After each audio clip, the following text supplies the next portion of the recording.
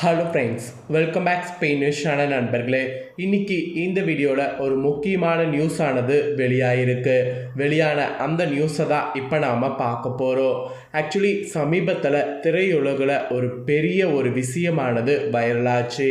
அது அனைவருக்குமே தெரிஞ்சிருக்கும். ரவிமோகனுடைய விஷயந்தான். ரவிமோகன் அவர்கள் ரொம்பவே ஸ்ட்ரெஸ் பஸ்டர் ஆகி அவர் மீடியாவை அழைச்சி சில முக்கியமான விஷயங்களை குறிப்பிட்டு சொல்லியிருந்தார். அதில் நிறைய தன்னுடைய மனைவி பற்றி குற்றச்சாட்டு வைத்து சீக்கிரம் டைவர்ஸ் வேணும் அப்படிங்கிற மாதிரி கேட்டிருந்தார்.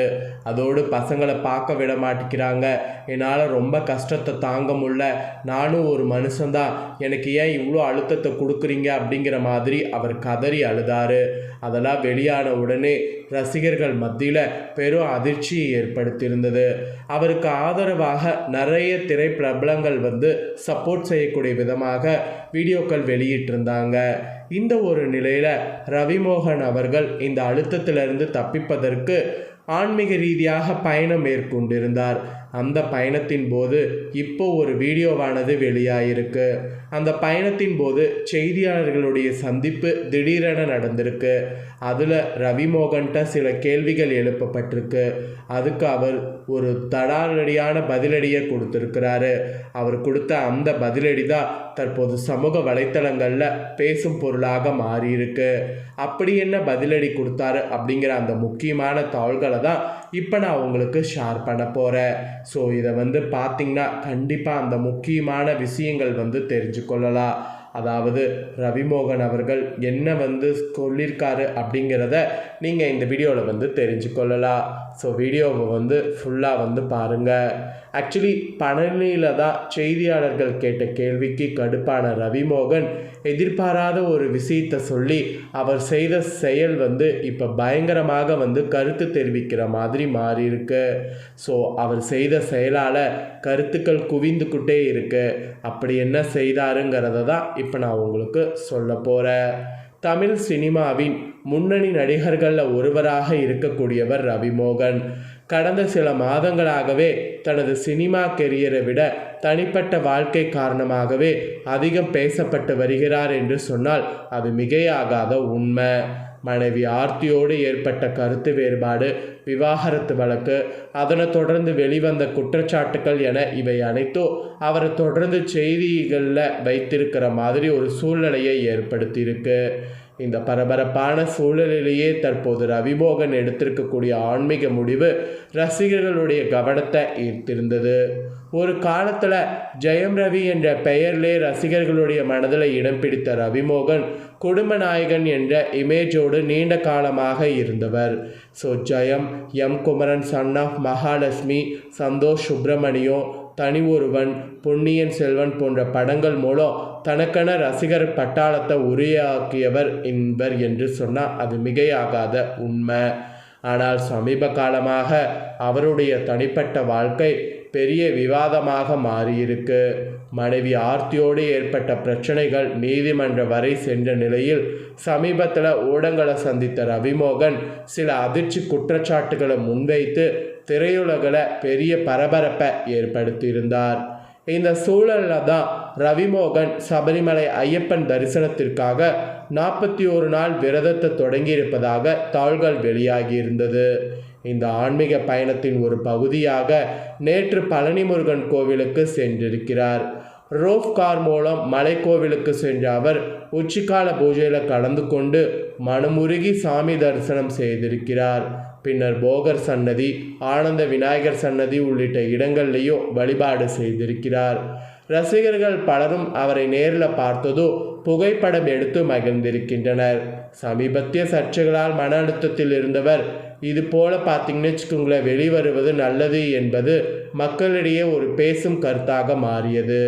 இந்த தரிசனத்தில் அமைதியாகவும் நெகிழ்ச்சியோடனும் அவர் இருந்ததாகவும் பார்த்த எல்லாருமே கமெண்ட் பண்ணிட்டு வராங்க. ஸோ இதில் கோவில் வளாகத்தில் திடீரென செய்தியாளர்கள் வந்ததுனால அவங்கக்கிட்ட பேச வேண்டிய நிலைமை அவருக்கு ஏற்பட்டது. அப்போ பேசிய ரவிமோகன் சின்ன வயசுலே பழனி வந்திருக்கிறேன், அதுக்கப்புறம் இப்போ தான் மீண்டு வந்திருக்கிறேன் என்று கூறியிருக்கிறார். ரொம்ப சந்தோஷமாக இருக்கு என்று கூறியிருக்கிறார். என்னோட வந்தவர்களுக்கும் நல்ல தரிசனம் கிடைச்சது. மீண்டும் மீண்டும் வரணும் போல இருக்கு, எல்லாரும் நல்லா இருக்கணும்னு வேண்டிக்கிட்டேன் என்று மனமாற செய்தியாளர்கள்கிட்ட பேசியிருக்கிறார். இந்த பேச்சு சமீபத்தில் அவர் சந்தித்துள்ள மனநிலையை மறைமுகமாக காட்டுவதாக ரசிகர்கள் அதுக்கு கமெண்ட் தெரிவிக்கிறாங்க. ஸோ இந்த ஒரு மாதிரி ஒரு சுச்சுவேஷன் போயிட்டு இருக்கக்கூடிய நிலையில் இந்த அமைதியான தருணத்திலேயே ஒரு செய்தியாளர் மட்டும் தமிழக முதல்வர் விஜய் குறித்து கேள்வி எழுப்பியிருக்கிறார். அதற்கு உடனடியாக ரவிமோகன் கோவிலில் என்னங்க இது என்ற முகபாவனையோடு அந்த கேள்வியை அறவே தவிர்த்து விட்டார். ஸோ அவர் தவிர்த்த அந்த ஒரு இதை சமூக வலைத்தளங்களில் பர்டிகுலராக அந்த வீடியோ வைரலாகி வருகிறது. சரியான இடத்தில் சரியான பதில், கோவிலுக்கு வந்த இடத்துல அரசியலில் வேண்டாம்னு சொல்லிட்டாரு என்று பலர் பாராட்ட செய்கிற மாதிரி கமெண்ட் பண்ணிட்டு இருக்கிறாங்க. இன்னும் சிலர் ஏன் தவிர்த்தார் என்று கேள்வியை எழுப்பி வராங்க. ஸோ ஒரு பக்கம் தவிர்த்தா ஒரு கேள்வி, பாராட்டு வேண்டாம் அப்படிங்கிற மாதிரி பார்த்திங்கன்னு வச்சுக்கோங்களேன், அவர் நின்னாலும் ஏன் தவிர்த்தீங்க அப்படிங்கிற மாதிரி கேள்வி எழுப்புறதுனால ரசிகர்களிடையே ஒரு கடும் சண்டையானது போயிட்டுருக்கு என்று கூட சொல்லலாம். சமீபத்தில் ரவிமோகன் அளித்த சில பேட்டிகள் பெரும் சர்ச்சை கிளப்பிய நிலையில் தனிப்பட்ட வாழ்க்கை குறித்து வெளிப்படையாக பேசியது மட்டும் இல்லாமல் சில குற்றச்சாட்டுக்களை முன்வைத்ததால் ரசிகர்களிடையே அதிர்ச்சி ஏற்பட்ட சூழ்நிலை நிலவி இருந்தது. பல ஆண்டுகளாக அமைதியாக இருந்தவர் திடீரென இவ்வளவு வெளிப்படையாக பேசுவது ஏன் என்ற கேள்வி எழுந்தது.